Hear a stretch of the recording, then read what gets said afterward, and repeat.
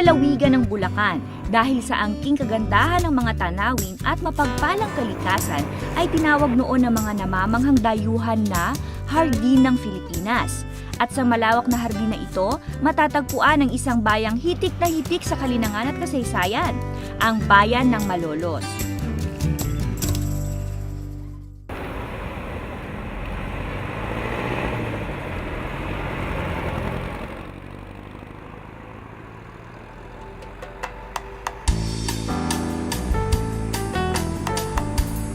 Ang Malolos ay isang third-class urban component city and considered as the 115th city in the country.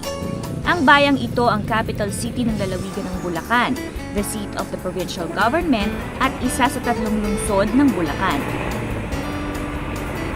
Matatagpuan ang Malolos may 49 kilometers north of Metro Manila, situated southwestern part of Bulacan at nasa Central Luzon region, at bahagi ng Metro Luzon Urban Beltway Super Region. Ang Malolos ay napapaligiran ng mga munisipalidad ng Bulacan, gaya ng Bulacan sa southeast, Giginto kung nasan ako ngayon sa east, Plaridel sa north, Kalumpit sa northwest, at Paumbong sa west. One more thing Malolos also lies on the northeastern shore of Manila Bay. Ang Malolos ay nahahati sa 51 barangays na nakalatag sa land area na 7,725 hectares consisting of agricultural, commercial, industrial, residential, bodies of water, fish ponds, marshes, and roads.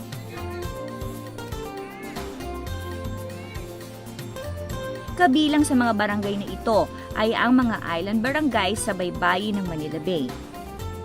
Motorboats are used to transport goods and bring people to the island barangays tulad ng Pamarawan, Babatning, Namayan, Kaliligawan, and Masile.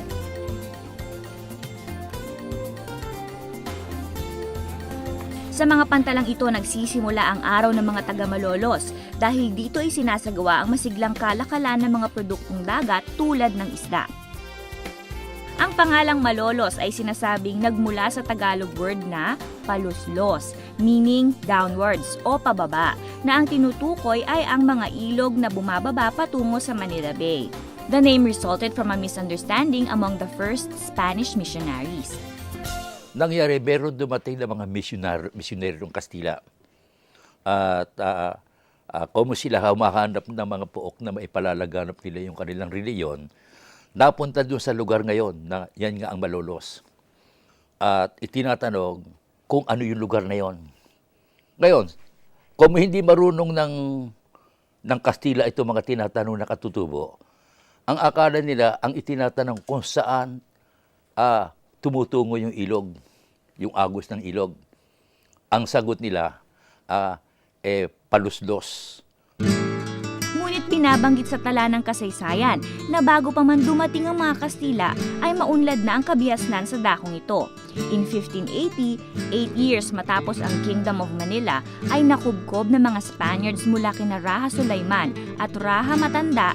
Spanish missionaries discovered a small settlement called Lihan na tinatayang may 4,000 mga katutubong naninirahan.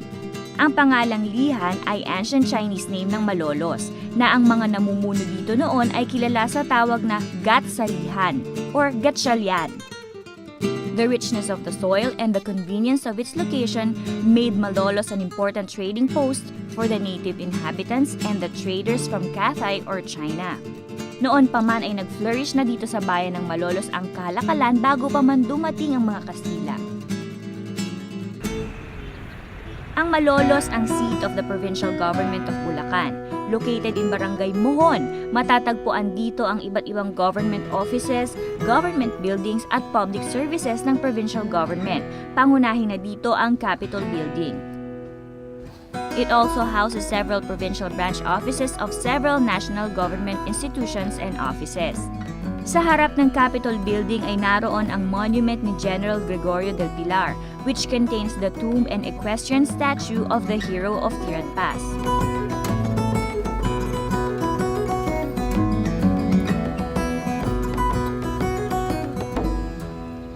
Ito ang ang bantayog ng bayanihan na sumisimbolo sa walang kamatayang kaugalian ng mga Pilipino na pagtutulungan at pagkakaisa.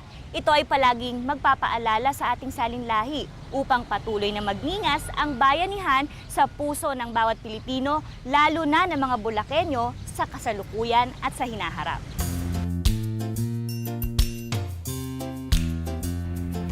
Di kalayuan sa Capitol Building ay ang hardin ng mga bayani at sining na tinatawag din ng mga Maloleños na Capitol Mini Forest and Children's Park. Paboritong pasyalan ng lugar na ito, lalo na dun sa mga gustong mag-relax at makalanghap ng sariwang hangin sa gitna ng lungsod.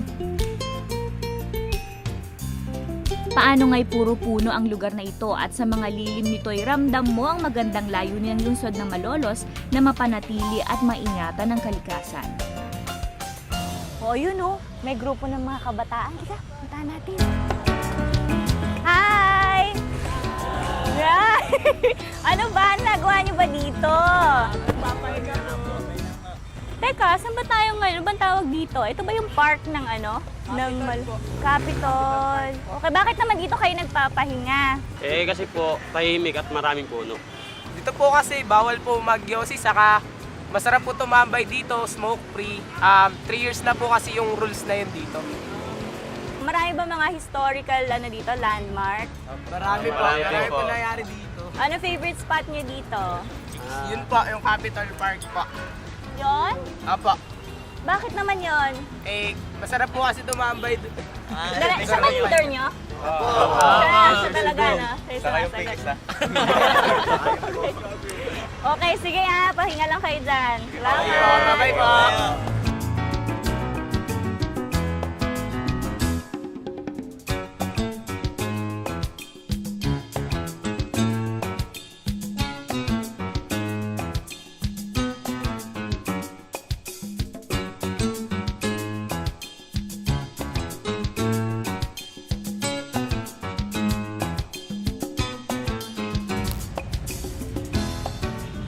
Masarap pala maging taga Bulacan kasi dito kinikilala nila yung kanilang mga mamamayan sa pamamagitan nitong tinatawag nilang hardin ng mga bayani, kung saan nakaukit yung mga pangalan ng mga taga Bulacan na nagkaroon ng malaking ambag sa sining at kultura, hindi lang ng Bulacan kundi ng buong Pilipinas. At ang maganda pa dito, nung inilunsad nila itong tinatawag na hardin ng mga bayani, inibitahan nila yung mga may pangalan dito na nabubuhay pa.